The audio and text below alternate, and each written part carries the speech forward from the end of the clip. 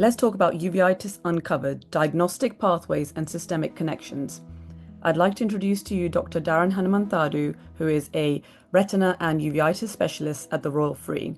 So lovely to speak to you today, Daren. Hi. Yeah.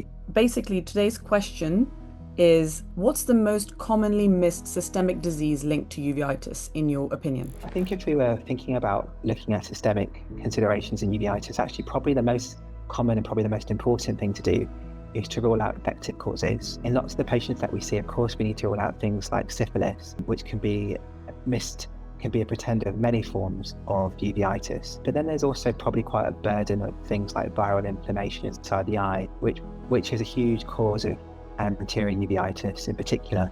And given how common anterior uveitis is, thinking about a viral cause for these patients is probably really important to plan their treatment and their prognosis. I suppose if we're thinking about other inflammatory causes, we all know that things like sarcoidosis and HLA-B27 are common cause of varying forms of uveitis. Having an understanding of it and investigating for it early is important. We definitely want to diagnose patients early so we can improve their visual outcomes long term, but also help with any other sort of systemic treatments that might be required for their other symptoms.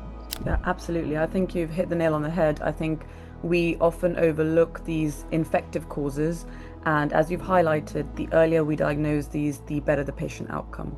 Absolutely, and I think for patients who are particularly anxious about uveitis because they often present wondering whether or not there's something else going on in their body, it's incumbent upon us to take a good history, understand what's going on, and then investigate appropriately. Brilliant. Thank you so much for your time today, Daren, and we look forward to see you again soon.